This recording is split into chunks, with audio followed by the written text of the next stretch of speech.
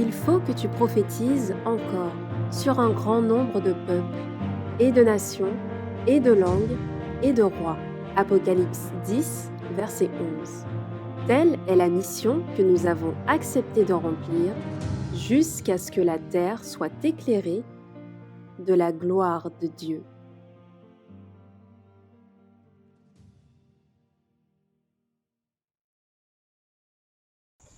Eh bien, je tiens à saluer encore une fois de plus chacun et à vous souhaiter un très bon sabbat, car il y eut un soir, il y eut un matin, ce fut le 7e jour du premier, deuxième, troisième, quatrième, cinquième, sixième, septième, ainsi de suite.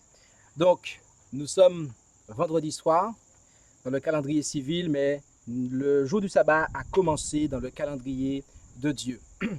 Et donc, nous allons poursuivre notre séminaire sur le thème des messages, très précisément sur le message des trois anges. Et il s'agira pour nous d'avoir notre 5e journée ou soirée de séminaire.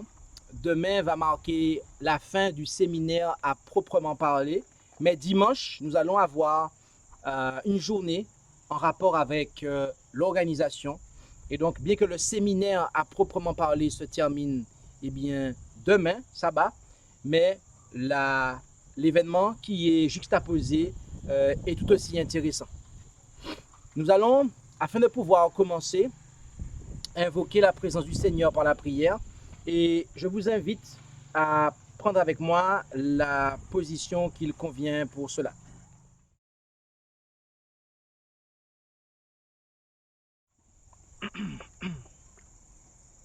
Et prions. Notre Dieu, notre Père céleste, nous voulons te remercier pour cette opportunité que tu nous offres de pouvoir nous présenter devant toi une fois de plus. Et alors que nous allons ouvrir ta sainte parole, nous te demandons de bien vouloir disposer les cœurs de chacun d'entre nous. Bénis ce moment et nous t'en prions au nom de Jésus. Amen.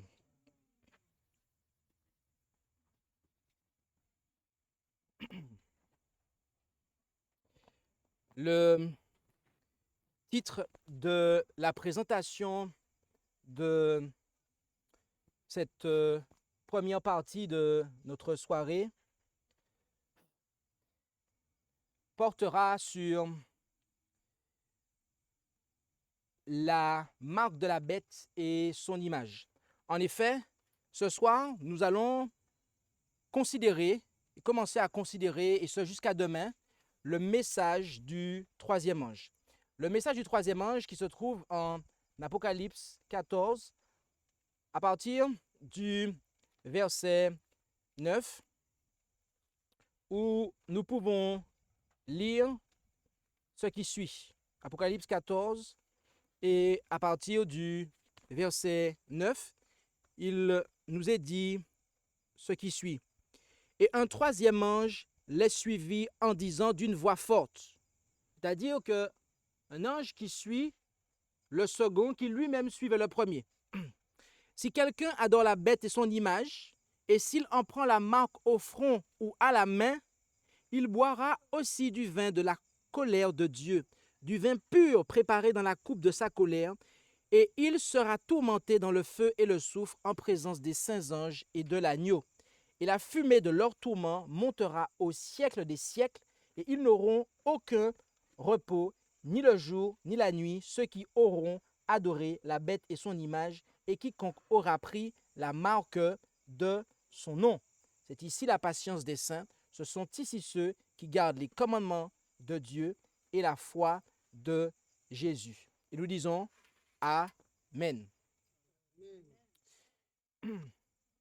Le message du troisième ange d'Apocalypse 14 constitue un avertissement solennel pour les hommes qui vivent durant le temps de la fin, car il prépare ceux qui l'acceptent à affronter les revendications totalitaires des puissances qui sont non seulement contre le Christ, mais se mettent également à sa place.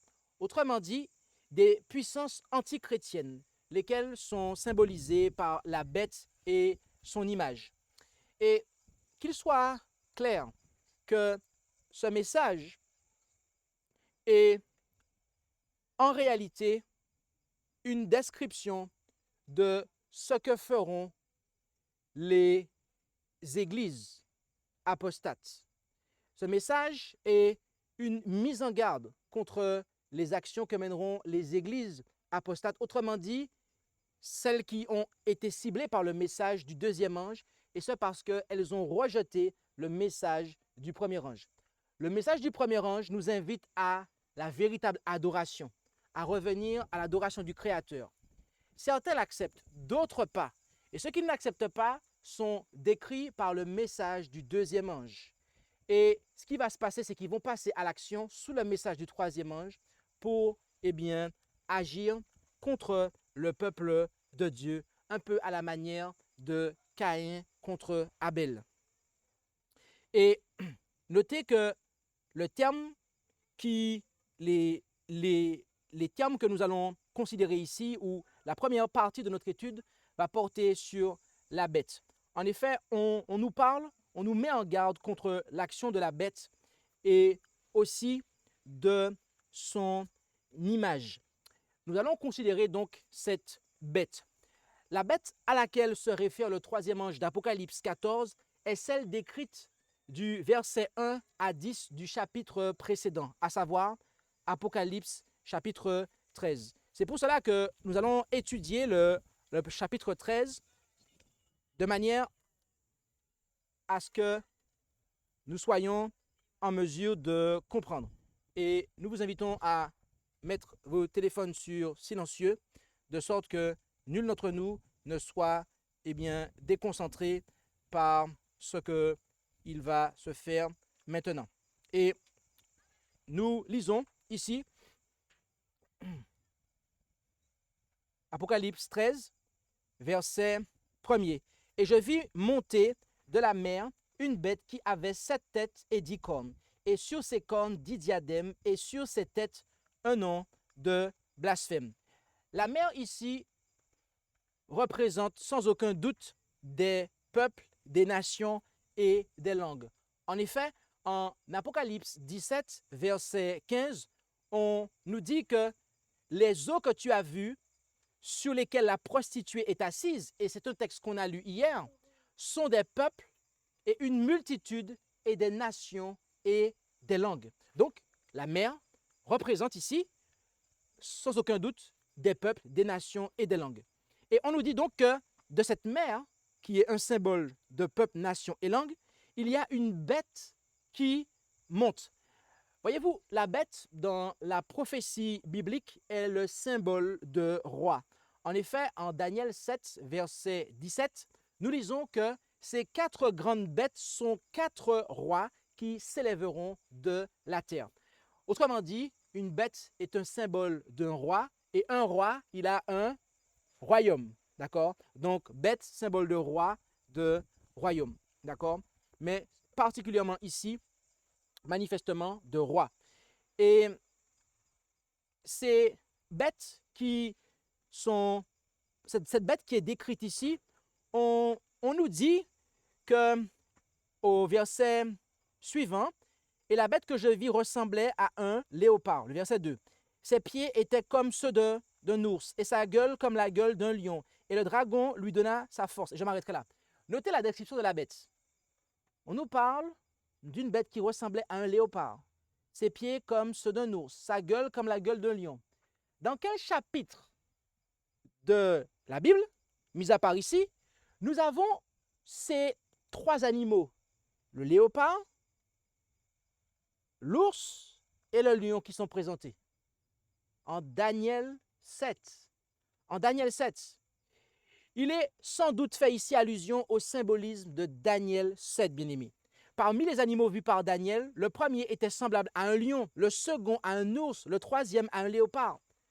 La bête que Jean vit avait les caractéristiques physiques des 3 premières bêtes de Daniel 7. Et donc, cela dénote sans aucun doute que le pouvoir présenté, ou tout du moins représenté par la bête montant de la mer, possède des caractéristiques importantes des royaumes de Babylone, de la Perse et de la Grèce. On peut aussi remarquer que Jean fait allusion à ces puissances dans l'ordre inverse de leur apparition dans l'histoire, étant donné qu'il regarde en arrière depuis son époque.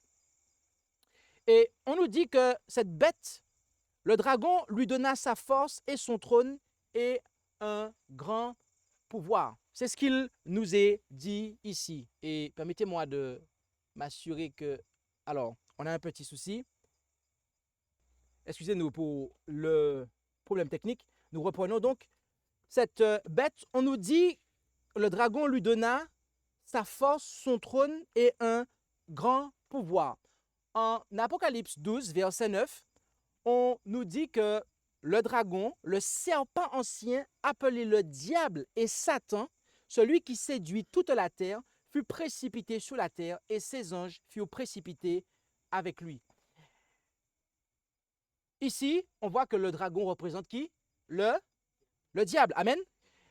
Et bien qu'étant avant tout un symbole du diable, le dragon, nous allons le voir, est également un symbole de l'Empire romain, de la puissance, du pouvoir païen qui était incarné par l'Empire romain à une certaine époque. En effet, en Apocalypse 12, au verset 3, il nous est dit qu'il parut aussi un autre signe dans le ciel. Voici un grand dragon couleur de feu, ayant 7 têtes et 10 cornes, et sur cette tête 7 diadèmes. La puissance qui est présentée ici est l'Empire romain.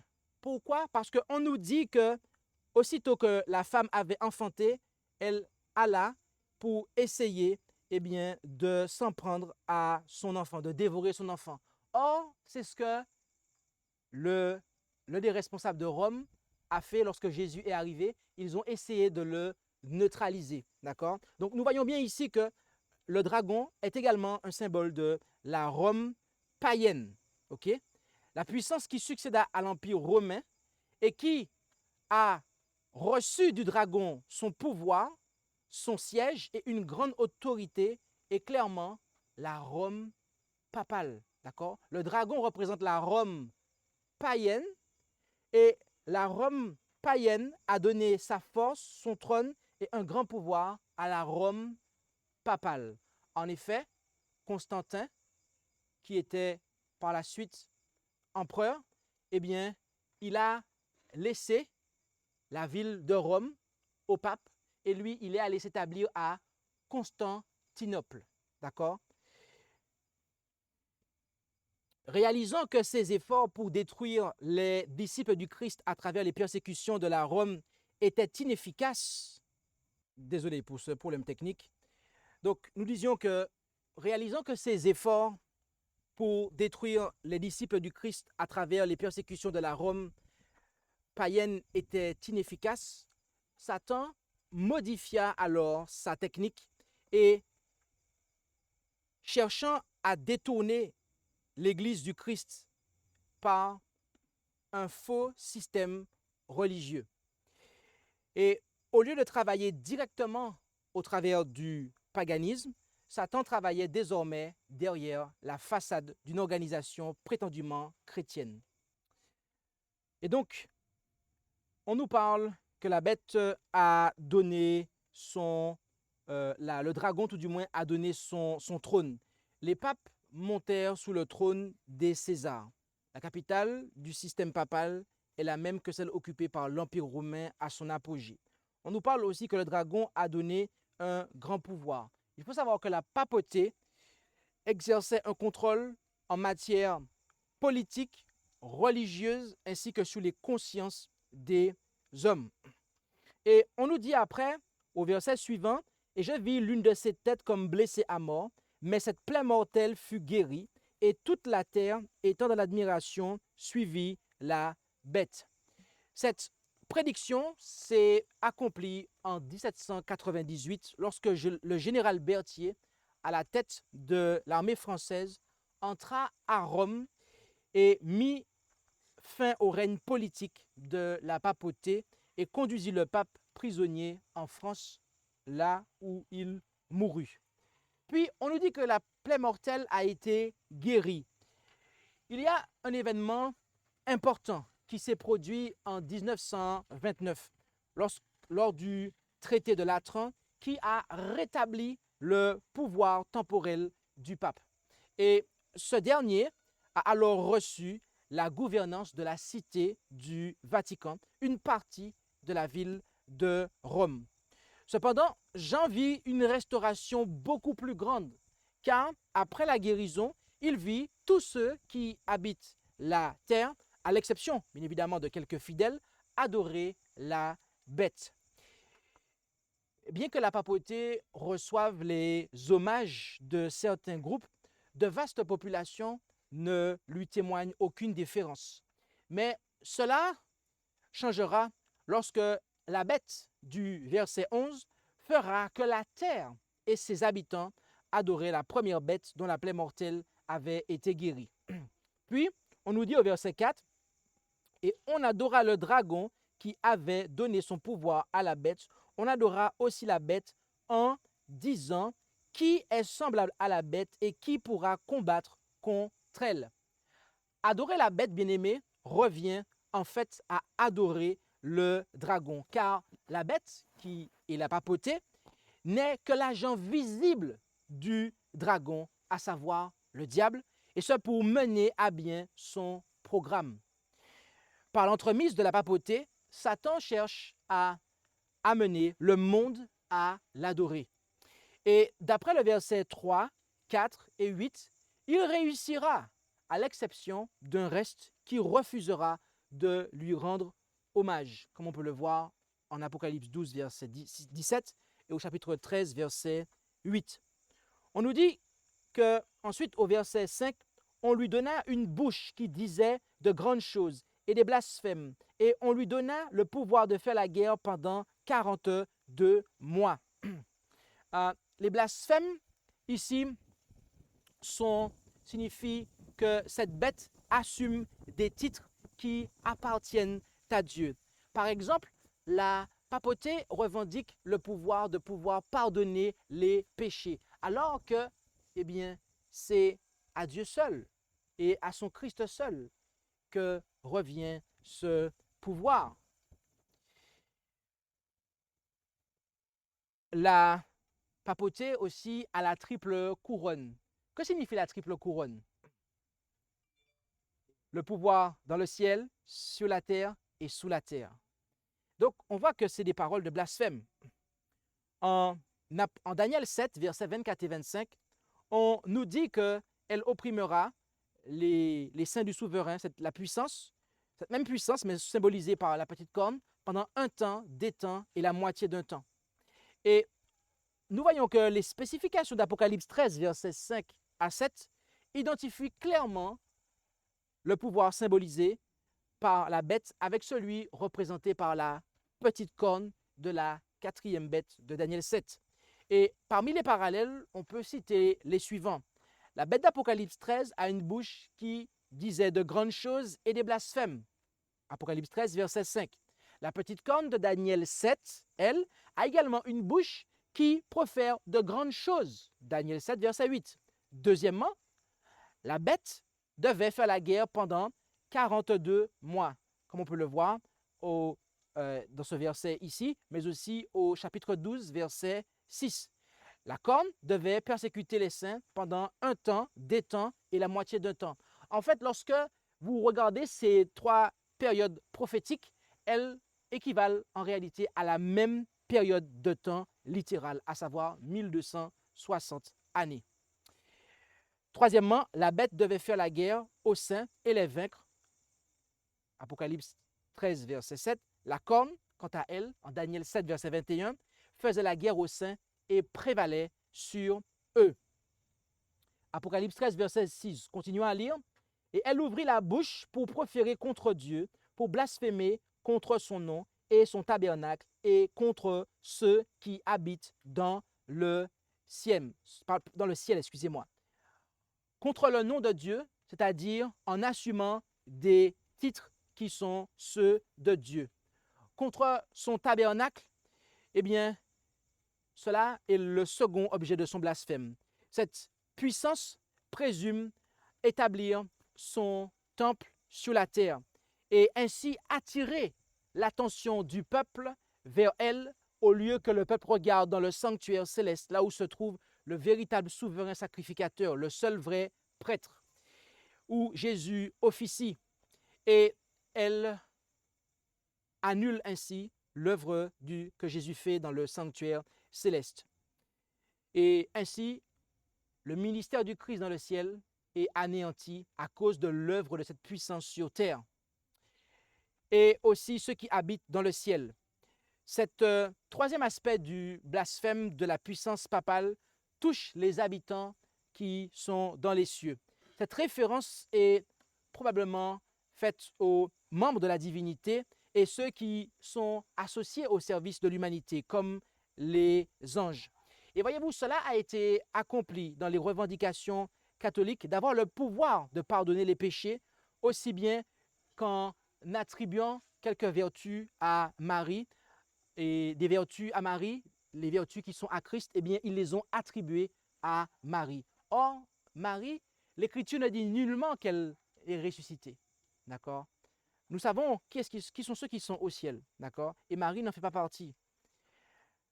Ainsi, la pensée des hommes est détournée de l'œuvre médiatrice, de l'œuvre sacerdotale du Christ et amenée à des hommes sur terre pour confesser leurs péchés. Verset 7, « Il lui fut aussi donné de faire la guerre aux saints et de les vaincre, et il lui fut donné puissance sur toute tribu, langue et nation. » Le langage ici est identique à celui de Daniel 7, verset 21. Et en ce qui concerne le pouvoir qui lui fut donné sur tribu, langue et nation, cela fait référence à sa sphère d'opération. Cela s'applique à l'apogée de la papauté durant le Moyen-Âge, où elle exerçait une emprise presque incontestée en Europe, mais surtout lorsque, à l'avenir, le pouvoir de la papauté sera plus pleinement établi.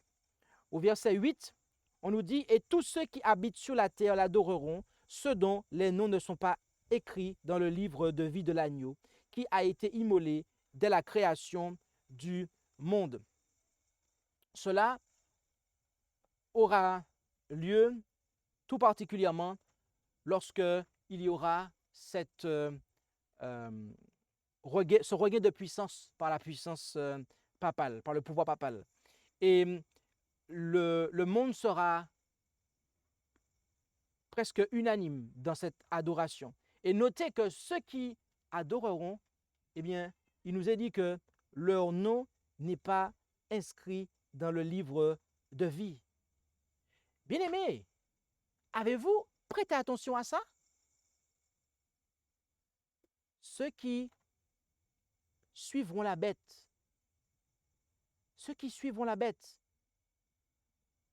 eh bien, leur nom n'est pas inscrit dans le livre de vie. C'est dire combien cela est grave.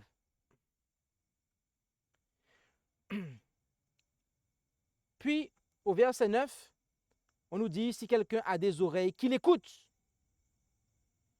Si quelqu'un mène en captivité, il ira en captivité. Si quelqu'un tue avec l'épée, il faut qu'il soit tué lui-même par l'épée. C'est ici la patience et la foi des saints. Cette bête a persécuté, elle a tué par l'épée. Elle-même a été traitée ainsi. D'ailleurs, au passage, c'est une leçon pour chacun d'entre nous. Notre langue, la parole, est comparée à une épée dans la Bible. Si nous nous servons de notre langue pour blesser les gens, nous devons nous attendre en retour aussi à être blessés. Puis, au verset 11, on nous parle d'une autre bête. Et je vis une autre bête monter de la terre, qui avait 2 cornes, semblables à celles d'un agneau, et elle parlait comme un dragon. Une autre bête, c'est-à-dire une supplémentaire à celle déjà mentionnée au verset 1er. Et on nous dit qu'elle monte de la terre. La première bête montait d'où? De la mer. La mer représente quoi? Nation, tribu, langue, peuple, là où il y a une forte population. Tandis que la seconde bête, elle monte de la terre. Autrement dit, la terre représente une zone qui n'est pas peuplée. Et notez que la blessure mortelle de la bête a eu lieu en quelle année, vous vous rappelez? 1798. À ce moment-là, quelle puissance sur un côté du globe qui n'est pas peuplé fait son émergence? Comment appelle-t-on l'Europe? On l'appelle l'Ancien Monde. Quand on traverse l'Atlantique, on arrive où? À gauche. On arrive en Amérique. Le Nouveau Monde. Oui, le Nouveau Monde. Cette seconde bête ne peut être qu'un symbole des États-Unis d'Amérique. Cette puissance remplit avec précision les spécifications de la prophétie. Lorsque la première bête se rendit en captivité en 1798, les États-Unis devenaient de plus en plus importants et de plus en plus puissants. La nation est née non pas dans l'ancien monde avec ses multitudes, mais dans le nouveau monde avec ses habitants relativement peu nombreux. Et on nous dit que cette bête, au verset 11, qu'elle avait 2 cornes semblables à celles d'un agneau. Les 2 cornes peuvent être considérées comme représentant les 2 caractéristiques notables du système de gouvernance américaine, à savoir la liberté civile et la liberté de religion, lesquelles sont toutes 2 garanties par la Constitution des États-Unis d'Amérique. La liberté civile a trouvé son expression dans une forme de gouvernement républicain et la liberté religieuse dans le protestantisme. Et ces cornes étaient semblables à celles d'un agneau.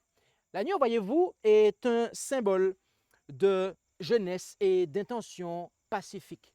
D'autres nations ont été décrites comme des bêtes sauvages à cause de leur attitude guerrière. Mais cette bête aux cornes d'agneau pourrait bien indiquer une nation qui, au début de son histoire, n'avait pas de telles aspirations. Son souci principal était de vivre en paix, de gérer ses propres affaires et de constituer un havre de paix pour les opprimés de nombreuses nations. Mais le texte biblique nous dit qu'après, elle se mit à parler comme un dragon. Il y a là une contradiction frappante entre l'apparence et les actions de cette seconde bête. En apparence, elle est douce et inoffensive, mais en action, elle est persécutrice et cruelle, comme le révèle le verset 12 jusqu'au verset 18 d'Apocalypse 13. Une nation, voyez-vous, s'exprime par ses lois. Par conséquent, la seconde bête, parlant comme un dragon, représente un moment où les États-Unis d'Amérique auront des lois qui supprimeront les 2 principes de liberté de cette nation. Et au verset 12, nous continuons la lecture. Elle exerçait toute la puissance de la première bête en sa présence, et elle faisait que la terre et ses habitants adoraient la première bête dont la plaie mortelle avait été guérie. Ici, la puissance signifie l'autorité. Puissance ici vient du grec exousia, qui signifie autorité. À l'apogée de son pouvoir, la papauté, qui est symbolisée par la première bête, exerçait une autorité étendue dans les domaines religieux, mais aussi politiques. Pour que les États-Unis d'Amérique, la deuxième bête, puissent exercer toute la puissance, c'est-à-dire l'autorité de la papauté, ils doivent empiéter dans le domaine religieux et chercher à dominer celui-ci. Et cette démarche sera un renversement complet de la politique des États-Unis d'Amérique qui consistait jusque-là à accorder une pleine liberté de religion à leurs citoyens. Or, c'est ce renversement que la prophétie annonce.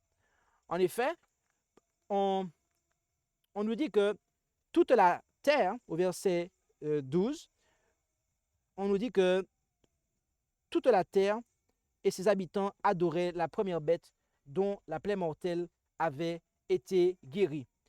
Cela dépassera le domaine national au niveau des États-Unis. Ce ne sera pas seulement qu'au niveau des États-Unis, non, mais cela prendra des proportions internationales.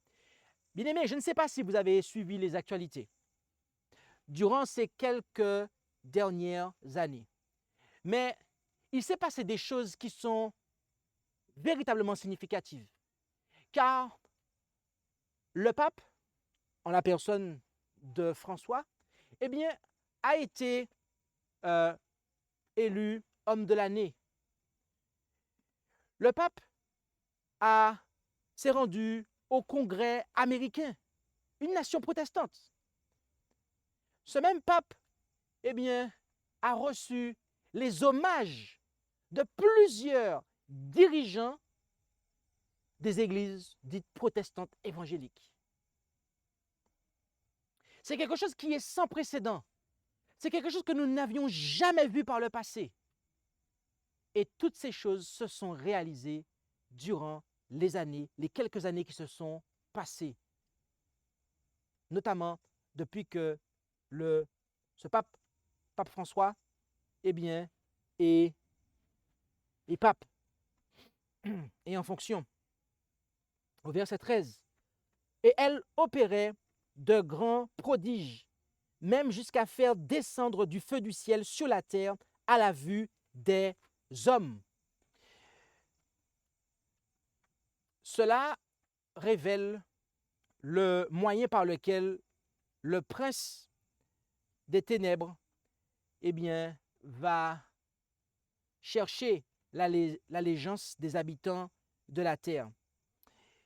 Et voyez-vous, nous devons réaliser que lorsque Élie était sur le mont Carmel, Dieu a répondu à sa prière. En faisant quoi? En faisant descendre du feu du ciel. D'accord? De manière à manifester, eh bien, qu'il était dans la véritable adoration. Mais voyez-vous, ici, on aura une contrefaçon. Dieu va permettre au diable de pouvoir, eh bien, mimer cela, de pouvoir comme imiter cela, de manière à ce que les gens puissent croire, de manière à faire croire aux gens que Dieu est d'accord avec cette apostasie, avec ce système de religion qui sera mis en place. Bien-aimés, c'est pour cela que nous devons avoir l'amour de la vérité, comme nous dit Paul en 2 Thessaloniciens 2. Car ceux qui n'auront pas reçu l'amour de la vérité, eh bien, ils seront séduits. Verset 14. Et elle séduisait les habitants de la terre, oui, par les prodiges qui lui étaient donnés d'opérer en présence de la bête, disant aux habitants de la terre de dresser une image à la bête, qui, après avoir reçu le coup mortel de l'épée, était encore en vie. Ces miracles tromperont les hommes en ce qu'ils adhéreront à ce nouveau système, l'image, et croiront que la bénédiction de Dieu, eh bien, repose sur cela. Et donc, apparaît cette image de la bête. En effet, au verset 15, on nous dit « Et il lui fut donné d'animer l'image de la bête, afin que l'image de la bête parlât. Et elle fit mettre à mort tous ceux qui n'adoraient pas l'image de la bête. » Comme nous l'avons vu au début de notre séminaire, Christ est représenté comme étant l'image de Dieu. Une image implique un archétype et ressemble à de nombreux égards à son archétype. D'accord? Lorsque vous vous regardez dans le miroir, eh bien, vous voyez votre image. D'accord? Mais le miroir, si vous regardez à distance, il ne peut pas vous donner tous les détails. D'accord? Ou, autre illustration, lorsque vous prenez une photo de vous. D'accord? La photo, selon la capacité de pixels, de pixelisation que l'appareil avec lequel vous prenez la photo a, vous n'allez pas avoir tous les détails qu'il y a sur votre visage. La photo peut ne pas restituer l'ensemble de votre personne, mais avec la photo, vous avez une certaine similitude, d'accord, et une représentation de vous qui est donnée. Une image de la première bête serait une organisation fonctionnant selon les mêmes principes que l'organisation de cette bête. Or, l'utilisation du bras séculier pour soutenir les institutions religieuses figurait parmi les principes de la première bête. Donc, par imitation, la deuxième bête répudiera ces principes de liberté. L'Église fera appel à l'État pour faire respecter ses dogmes. Et l'État et l'Église s'uniront et le résultat sera la suppression de la liberté religieuse et la persécution des minorités dissidentes. Voilà ce que nous enseigne le message du troisième ange, bien-aimé. Et suite à cela, rappelez-vous que le message du troisième ange nous met en garde contre l'adoration de la bête et son image, mais tout particulièrement contre quoi? La réception de la marque. Oui, il y en a qui suivent ce soir. La réception de la marque. Qu'est-ce que la marque? Qu'est-ce que la marque? D'après le verset 16 et 17, ceux qui refuseront de prendre la marque de la bête seront l'objet d'un boycott économique. En effet, lisons cela ensemble, Apocalypse 13, versets 16 et 17, où il nous est dit les choses suivantes. En effet, et elle faisait que tous, petits et grands, riches et pauvres, libres et esclaves, prenaient une marque à la main droite ou au front, et personne ne pouvait acheter ni vendre s'il n'avait la marque ou le nom de la bête ou le nombre de son nom. Amen. Donc, comme nous le disions, il y aura là un boycott économique qui sera exercé contre ceux qui refuseront de prendre la marque de la bête et son image. Et d'après le verset 15, les hommes seront forcés à prendre cette marque sous peine de mort. Le fait que le protestantisme apostat, à savoir l'image de la bête, forcera les hommes à prendre cette marque implique que sa réception est liée à l'obéissance d'une loi. Le verset 15 nous dit qu'une fois animé par la nation américaine, la bête montant de la terre, le protestantisme apostat, à savoir l'image de la bête, parlera. Et comment une organisation politique s'exprime-t-elle? C'est la question que je vous pose. Comment une organisation politique s'exprime-t-elle? Par ses lois. Ainsi, cette organisation politico-religieuse édictera une loi dont l'obéissance rendra hommage à la papauté, la bête montant de la terre. La bête montant de la mer, excusez-moi. Je répète, la bête montant de la mer qui représente la papauté. La particularité de cette loi est qu'elle sera contraire à la loi de Dieu. Car en décrivant ceux qui ne rendront pas hommage à la papauté, la bête montant de la mer, la Bible présente l'observation des commandements de Dieu comme étant l'une de leurs caractéristiques. En effet, à la fin du message du troisième ange, Apocalypse 14, verset 12, on nous parle de ceux qui gardent les commandements de Dieu et la foi de Jésus. Apocalypse 12, verset 17, les commandements de Dieu et le témoignage de Jésus. Et troisièmement, donc, nous voyons que les adorateurs de la bête recevront sa marque. Où est-ce? au front et à la main. Tandis que les serviteurs de Dieu, ils seront marqués au front du sceau de Dieu. En Apocalypse 7, il nous est dit, « Après cela, je vis 4 anges qui se tenaient aux 4 coins de la terre, retenant les 4 vents, afin qu'aucun vent ne soufflât ni sur la terre, ni sur la mer, ni sur aucun arbre.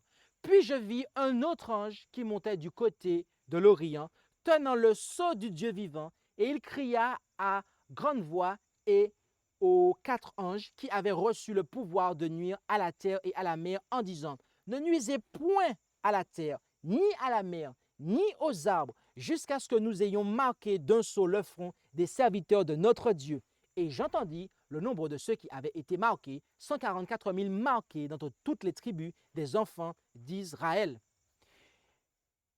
Étant contraire à la loi de Dieu, la marque de la bête est par conséquent en opposition au sceau de Dieu.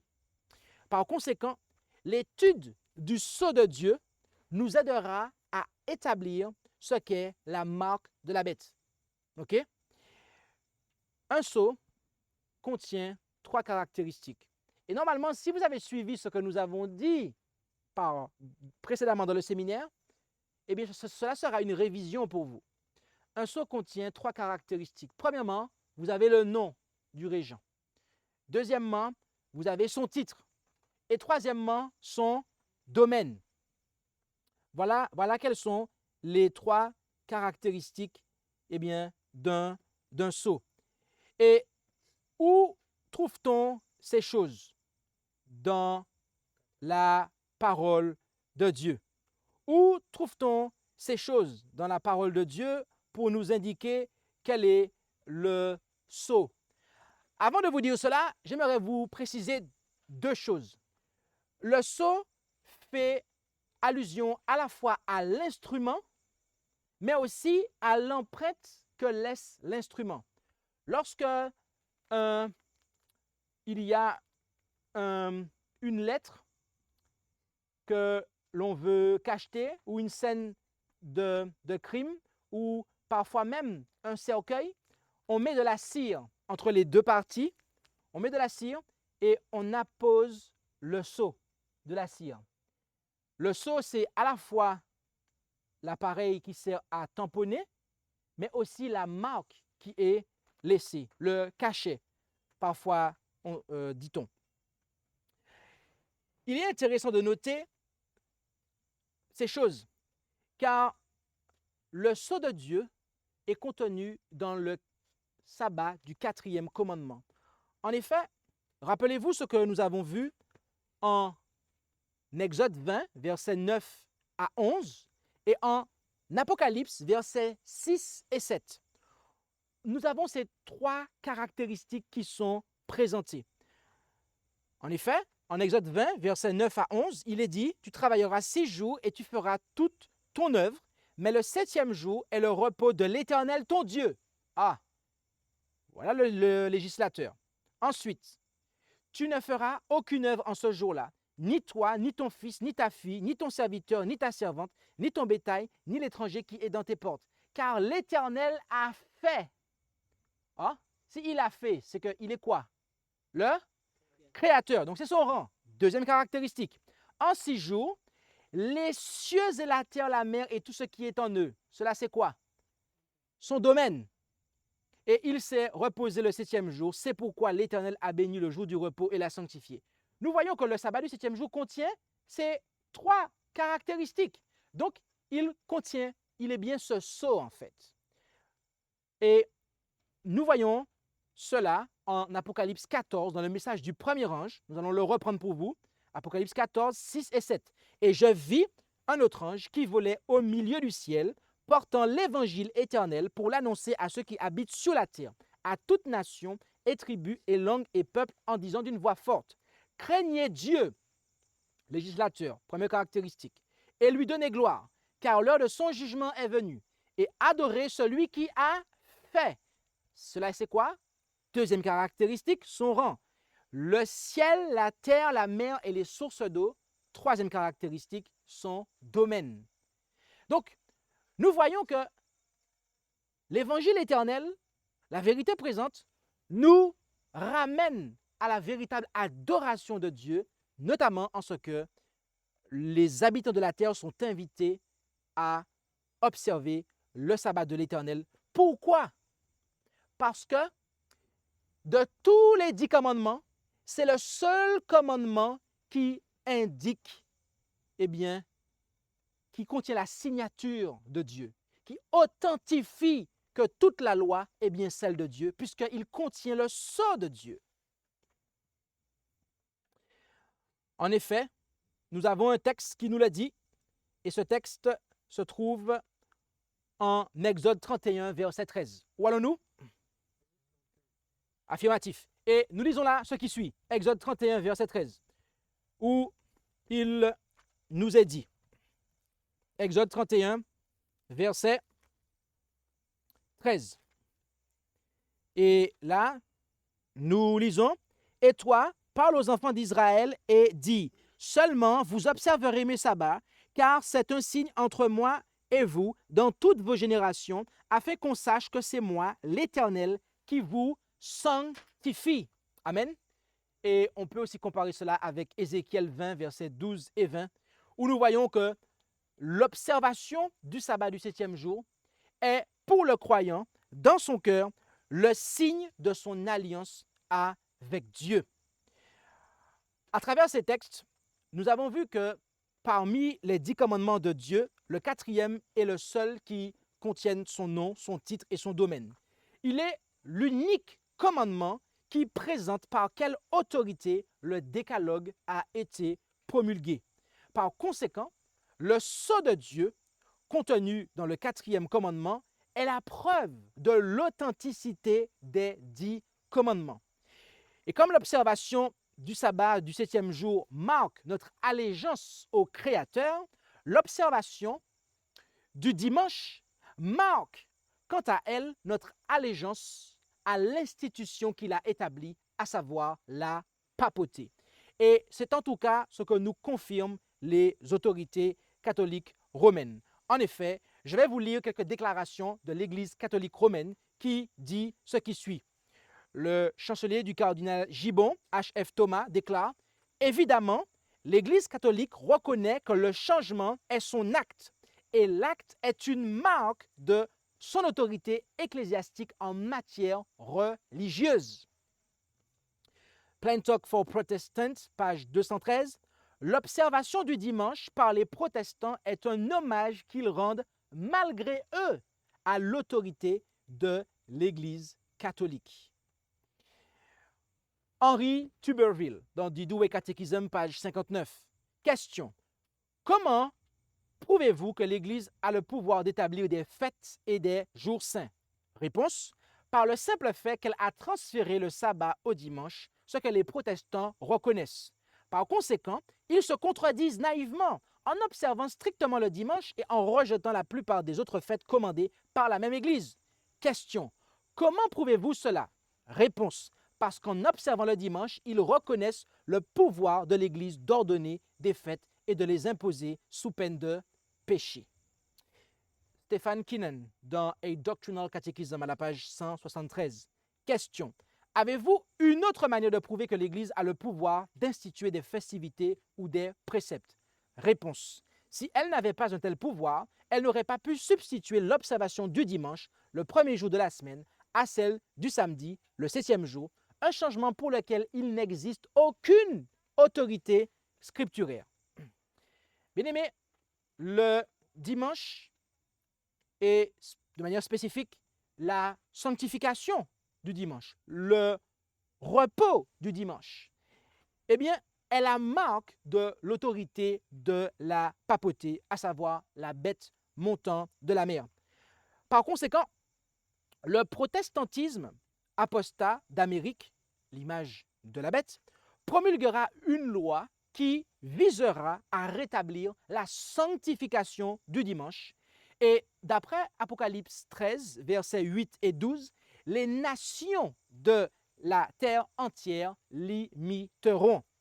Mais alors, comment les non-chrétiens les musulmans, les hindous, les athées. Comment ces gens rendront-ils hommage au pape, à la bête, en observant le dimanche? La prophétie, bien-aimée, nous dit que les hommes recevront la marque, rappelez-vous, soit au front ou à la main. La répétition du décalogue, à savoir des 10 commandements, en Exode 20, figure au chapitre 5 du livre du Deutéronome. En Deutéronome chapitre 5, les 10 commandements ont été répétés. Et au sujet de l'observation des commandements, nous lisons ce qui suit au chapitre 6, versets 3, 6 et 8.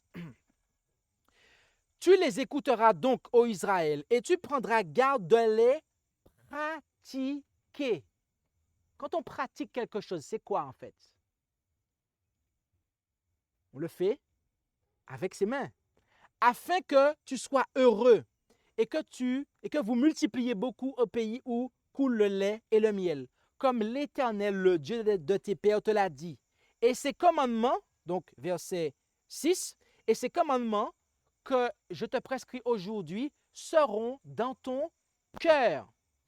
Verset 8, et tu les lieras comme un signe sur ta main, et ils seront comme des frontons entre tes yeux, c'est-à-dire là. Donc, comme un signe sur ta main, des frontons entre tes yeux. Les commandements de l'Éternel, ils devaient être comme un fronton entre leurs yeux, c'est-à-dire qu'ils devaient y penser, mais aussi ils devaient les mettre en pratique, donc un signe sur leurs mains. Bien-aimés, Dieu ne voulait pas simplement que les enfants d'Israël pratiquent ces commandements, mais il voulait que ces commandements soient dans leur cœur, leur esprit, autrement dit. Ainsi, la main symbolise la pratique, le fait de se conformer, tandis que le front symbolise le consentement, la conviction. Par conséquent, et cela est très important, soyez concentrés, restez concentrés s'il vous plaît. Par conséquent, ceux qui prendront la marque à la main seront ceux qui observeront le dimanche par complaisance, c'est-à-dire de manière à pouvoir manger uniquement, non pas parce qu'ils seront convaincus, non pas parce qu'ils seront des gens religieux, mais étant donné qu'ils auront besoin de pouvoir continuer à vivre, eh bien, ils l'observeront. Tandis que ceux qui recevront la marque au front représentent ceux qui l'observeront en raison de leur croyance. Autrement dit, que vous croyez aux institutions de Rome, à savoir notamment le dimanche, ou pas, dans les deux cas, si vous n'aimez pas Dieu, vous allez recevoir la marque de la bête, soit au front, soit à la main.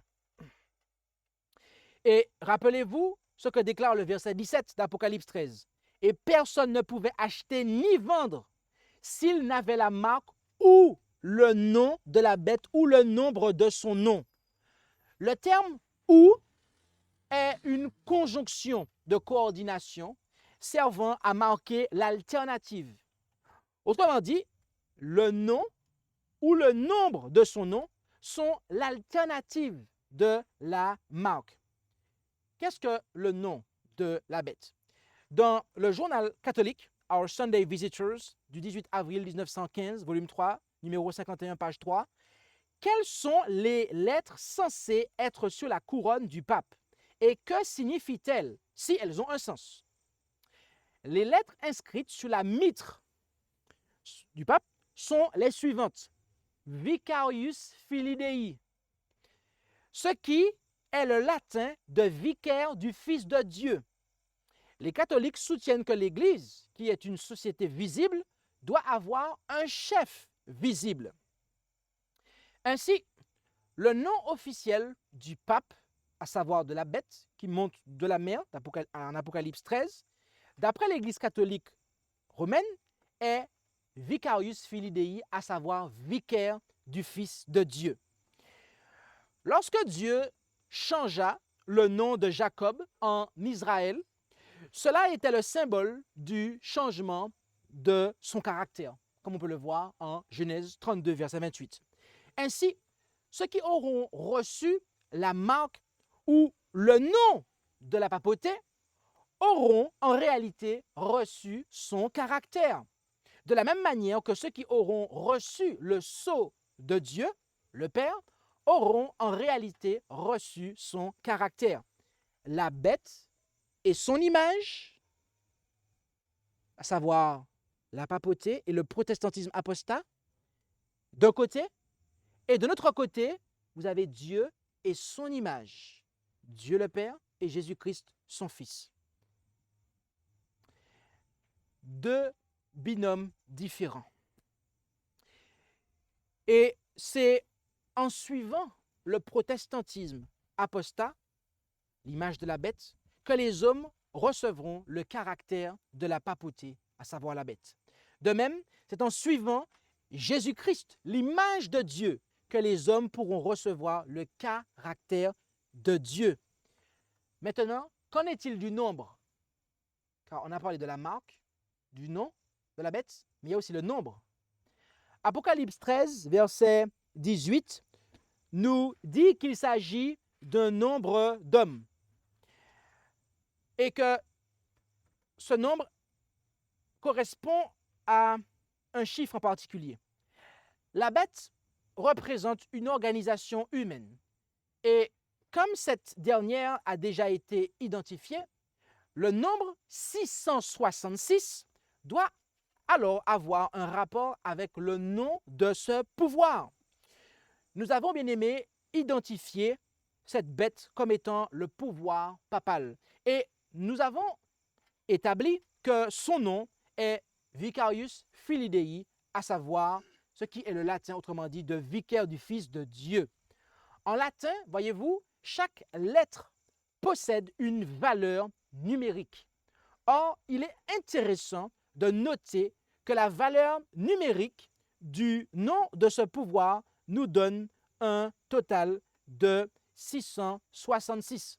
En effet, j'ai ramené avec moi du matériel au format papier, car je n'étais pas sûr que je pourrais projeter quoi que ce soit ici.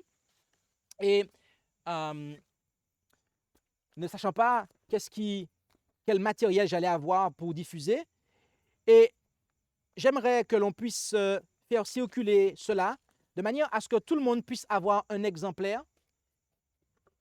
Et je vais en garder un pour montrer à ceux qui sont à l'écran. Alors, il me semble que j'en ai pas pris suffisamment. Alors, distribue déjà ça, s'il te plaît. Et la suite, on le verra dans quelques instants.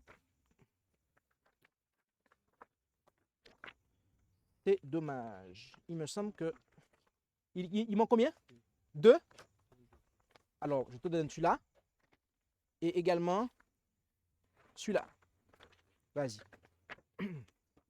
Alors, ce que j'ai demandé à ce qu'on vous distribue, c'est... Alors, il y a un petit peu tout qui a pris l'envol, mais par la grâce de Dieu, nous allons maintenir l'ordre dans tout ça.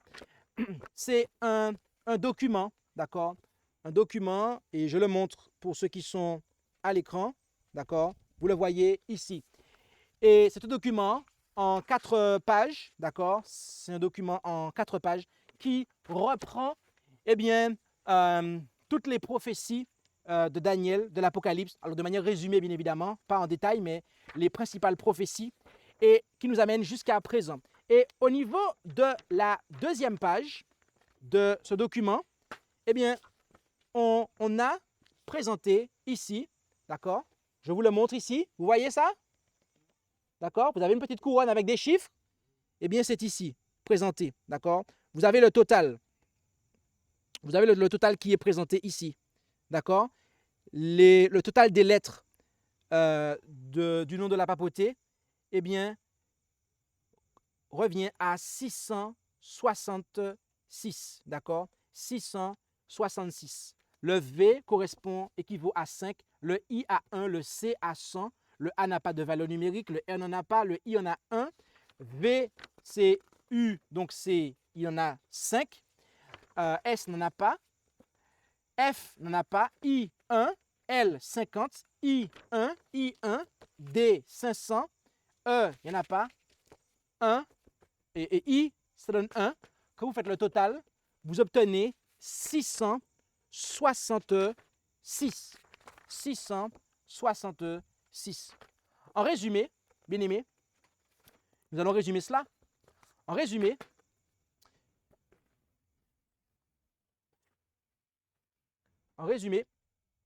la marque, le nom et le nombre.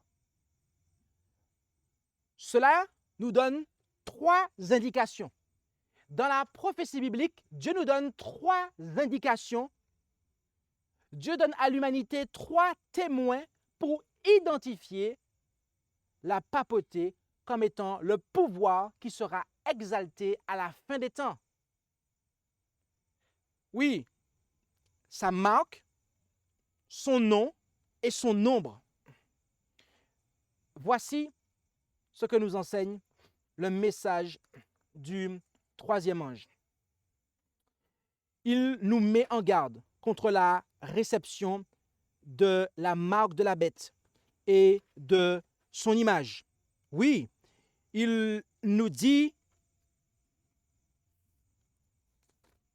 ce message, si quelqu'un adore la bête et son image, autrement dit, si quelqu'un adore la papauté et le protestantisme apostat, qui est le faux prophète au passage, si quelqu'un les suit dans leur apostasie, et s'il en prend la marque, c'est-à-dire que s'il sanctifie le dimanche, qui est une institution de la bête et non de Dieu, s'il en prend la marque au front, c'est-à-dire que s'il a cette croyance que le dimanche est le jour du Seigneur,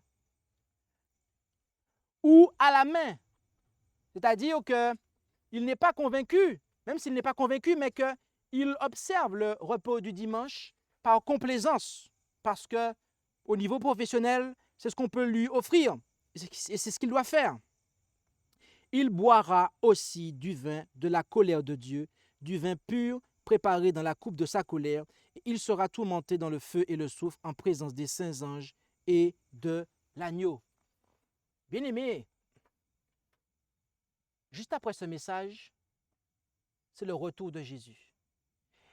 Bien-aimés, ce test de fidélité quant à l'observation du jour du repos, eh bien, sera le test final qui décidera de la destinée de l'humanité, des vivants.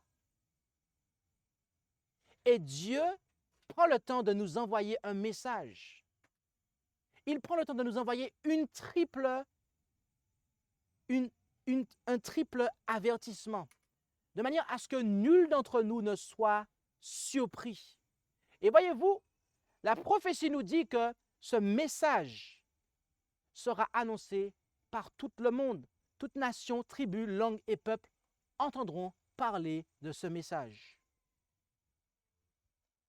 Personne ne sera laissé dans l'ignorance quant à cette question. Pourquoi? Pourquoi? Parce que Dieu a beaucoup d'amour pour nous. Dieu est amour et il ne veut qu'aucun périsse, mais que tous parviennent à la repentance. C'est pour cela qu'il envoie ses enfants prêcher ce message à dans toute nation, tribu, langue et peuple, de sorte qu'aucun d'entre nous ne soit séduit par la bête et son image, de sorte qu'aucun d'entre nous ne maintienne des croyances catholiques, de sorte qu'aucun d'entre nous, sous la pression du travail, transgresse le sabbat, aille travailler le sabbat et se repose le dimanche. Non. Dieu veut que nous soyons, eh bien, au fait de ces choses et que nous puissions prendre une position. Le message du premier ange nous invite à revenir à la véritable adoration, à craindre Dieu, à lui donner gloire, car l'heure de son jugement est venue. Le message du deuxième ange nous décrit l'état de ceux qui n'ont pas accepté le message du premier ange. Et le message du troisième ange, bien-aimé, nous décrit l'œuvre des églises, des puissances qui, n'auront pas accepté le message du premier ange, l'œuvre de persécution qu'elles mèneront contre ceux qui auront accepté le message du premier ange. Bien-aimés, qui est-ce qui, en ce soir, désire être fidèle à Dieu en refusant de prendre la marque de la bête et son image? Qui est-ce qui, en ce soir, désire être fidèle à Dieu et le rester alors que les puissances des ténèbres qui, à l'instar de Caïn qui s'irrita contre Abel, chercheront à persécuter le peuple de Dieu? Levez la main. Qui est-ce qui désire rester fidèle à Dieu dès maintenant et jusqu'au retour du Seigneur? Je vous invite à prier avec moi.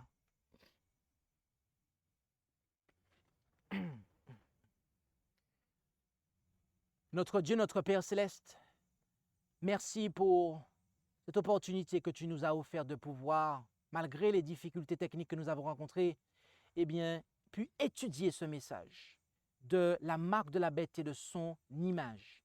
Et Père, nous avons compris, à la lumière de ta parole, qu'il y a une apostasie qui a eu lieu, et avec le système catholique romain qui a mis en place un jour de substitution, qui a mis en place une contrefaçon en réalité par rapport à ton jour de repos, de manière à marquer son autorité. Et nous voyons que cette puissance, tu l'as freinée, mais elle a repris du poil de la bête. Et une autre puissance viendra à son secours afin de pouvoir recommencer les persécutions. Et Père, tu nous mets en garde à l'égard de ces choses. Tu nous exposes quel est l'enjeu. Et tu nous montres que c'est le test final. Alors, Père Céleste, nous voulons dès maintenant nous préparer à cela. Nous voulons dès maintenant nous mettre à ton service et étant ainsi avertis, continuer le bon combat et le maintenir, rester persévérant jusqu'à la fin. Bénis chacun d'entre nous, Père Céleste, et nous t'en prions au nom de Jésus. Amen.